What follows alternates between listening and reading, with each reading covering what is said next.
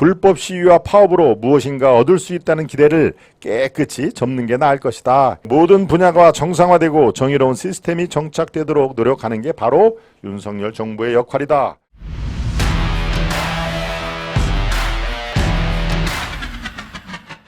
민노총 절대 굴복 안 한다. 윤석열 대통령이 어제도 강조를 한 내용입니다.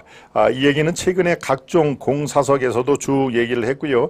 특히 공직자들 앞에서도 상당히 고강도로 얘기를 했습니다. 그러니까 민노총, 이른바 종북 세력이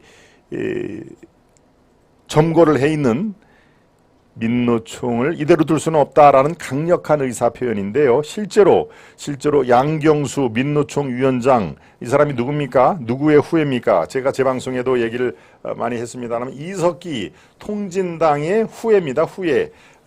그러니까 통진당 이석기가 만든 통진당이 해체가 됐죠. 네, 해체가 됐을 때의 법무부 장관이 바로 황교안 법무부 장관이 통진당을 해체시키는 그 앞장을 섰던 분인데, 통진당이 스멀스멀 지금 다시 재건을 해서 국회의석까지 차지를 했습니다. 지금의 이름은 여러분들이 알다시피 진보당입니다.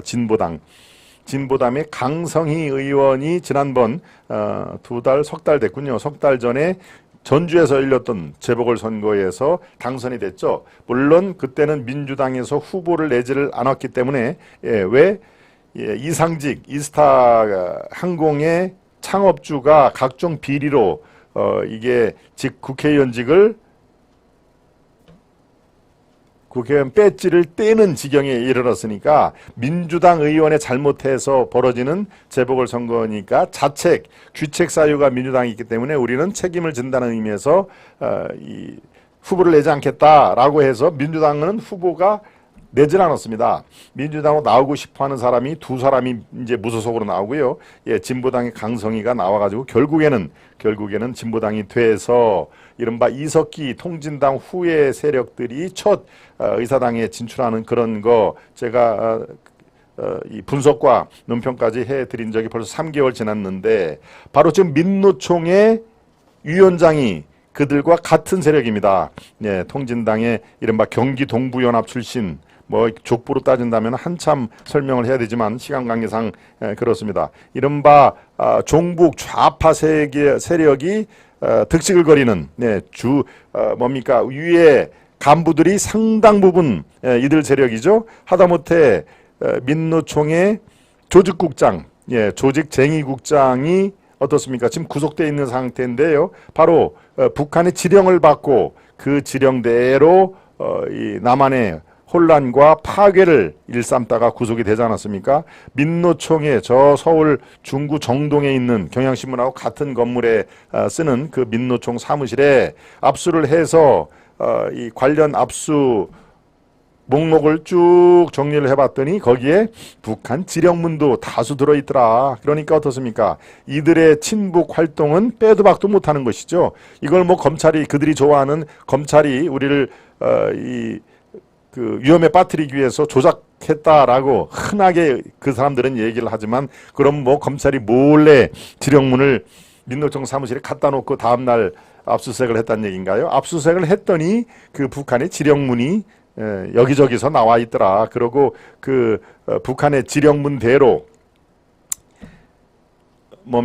윤석열 탄핵, 김건희 구속, 이런 것들이 지금 다수 시내에 그 당시에 걸려 있지 않습니까? 그게 다 북한의 지령문에 다 일일이 나열한 그런 문구니까요. 윤석열을 탄핵하고 김건희를 구속시켜라 하는 얘기가 그 당시에 시내 시청 앞부터 해가지고 광화문 일대에 프랭카드로 온 천지를 도배하는 그런 내용이 결과적으로 북한의 지령문에 써 있었더라 하는 그런 의미에서 상당한 충격을 받는 상황이니까요. 이제는 충격받을 것도 없습니다. 민노총 세력은 종북 주사파들이 장악하고 있는 그런 단체이기 때문에 사실상 근로자들, 종업원들의 근로조건이라든가 임금 인상이라든가 원래대로 노동운동의 방향을 완전히 이탈했다. 뭐 정치 투쟁을 일삼은 것이죠. 예, 타도 윤석열이 웬 말입니까? 예, 윤석열 정권을 파괴하자, 탄핵하자 이런 얘기가 도대체 근로자들, 노동자들의 그 집단인 민노총에서 할 얘기입니까? 예, 그들의 권익을 누리고 사용자에 대항해서 예, 힘으로서는 자본 논리가 훨씬 사용자가 많을 테니까 우리는 똘똘 뭉쳐서 그들과 대결해야 된다 하는 그까지도 문제가 뭐 지적을 할 그 필요가 없습니다. 단지 그들이 모여서 하는 얘기가 이제 임금은 뭐 충분히 웬만한 현대차 노조에 그래도 한 20년 정도 30살쯤 들어와가지고 한 50 넘으면 다 1억 정도 된다는 거 아닙니까? 예, 또 거기에다가 각종 수당이니 여러 가지 혜택들이 많죠. 그러니까 이들은 사실은 배고픈 노동자가 이미 아닙니다. 이미 예, 권력을 쥔 예, 그들의 기득권 세력일 뿐이죠. 거기다가 민노총이라는 정치 세력의 옷을 입으면서 정권을 위협하는 그런 대한민국의 독보석 같은 존재가 이미 됐기 때문에 바로 이런 대통령의 강조가 여기저기서 터져나오는 것입니다. 불법 시위로 이제 뭔가 얻어낼 것 같은 기대는 접어야 한다 하는 얘기. 네, 민노총이 툭 하면 불법 시위를 하면은 이제 뭐 대표적인 게 현대자동차 아닙니까? 파업을 하면은 현대자동차는 파업을 하면 일주일 정도 파업을 하면은 예, 뭐 한 7, 8천억 앉아서 손해를 보는 그런 구조니까요. 차라리 7, 8천억 손해를 볼 거면은 1,000억, 2,000억 정도 뚝 떼서 달라는 대로 주자. 이게 지금까지도 계속 그 나왔던 악순환인 것입니다.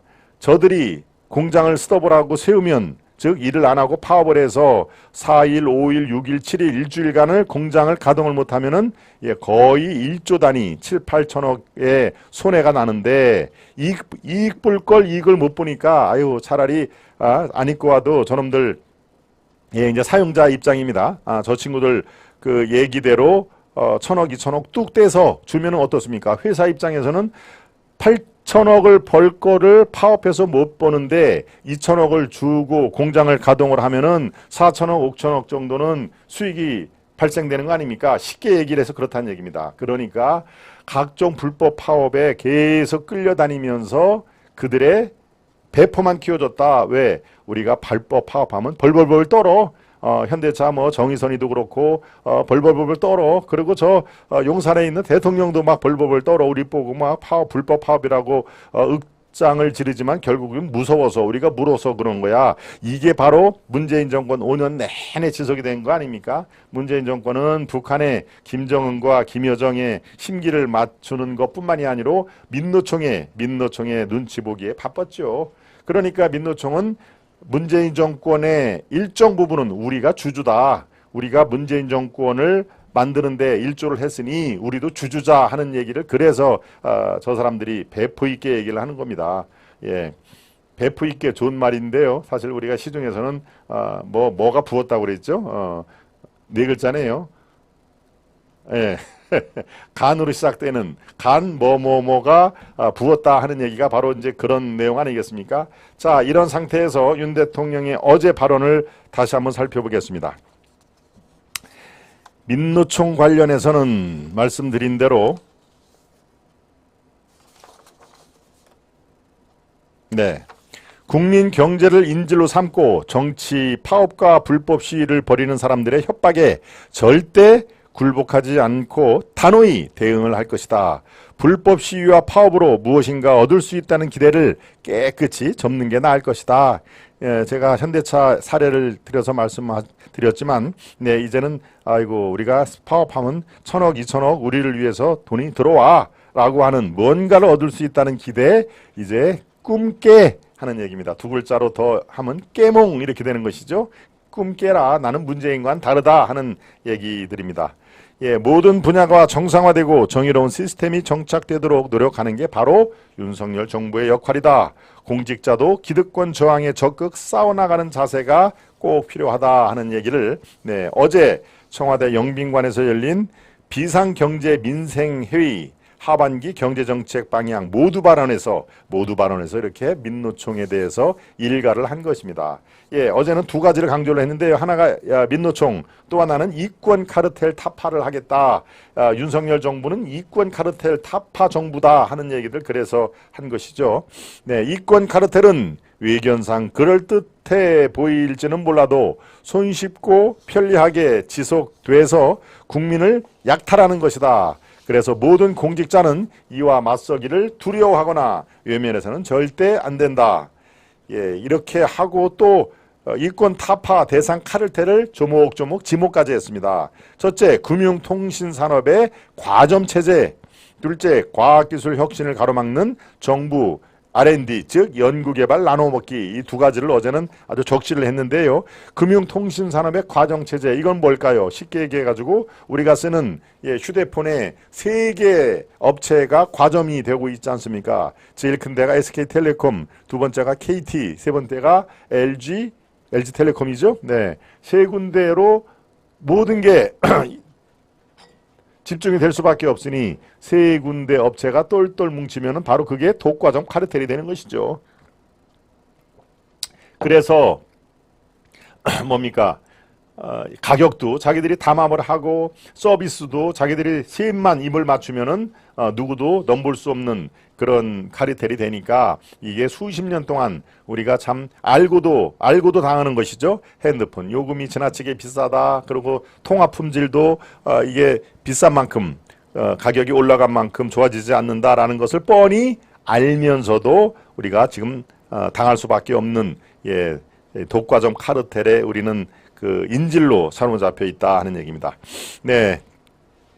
변화를 거부하는 세력도 있지만 지금까지 응축해온 혁신 역량을 발휘해 국민이 성과를 체감할 수 있도록 모든 것을 집중하겠다. 이것이 바로 윤석열 대통령의 어제 하반기 경제정책 방향에서 관련자들 또 고위공직자들 앞에서 아주 강력히 메시지를 냈던 것입니다.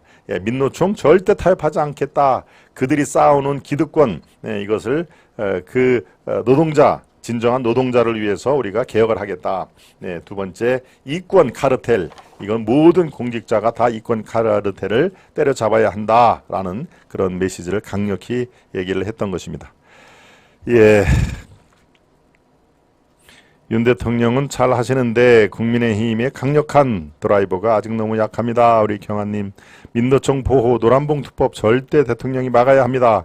국민은 윤 대통령은 지지를 합니다. 이덕수님, 정부에 반하는 단체는 다 때려잡아야 합니다. 경애님, 자유파분들의 사랑을 원합니다. 아시죠? 좋아요, 구독 눌러주십시오. 우리 루카스페너님, 네, 민수님님 어서 오세요. 오늘도 한천하루 응원합니다.